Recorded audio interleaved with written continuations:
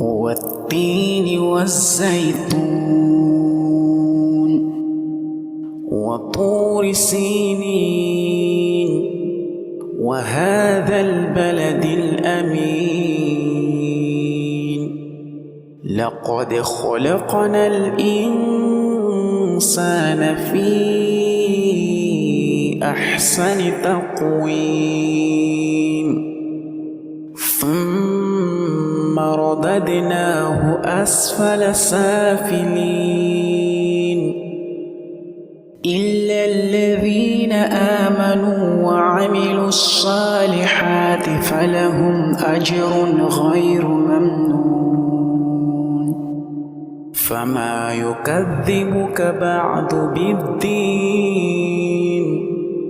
أليس الله بأحكم الحاكمين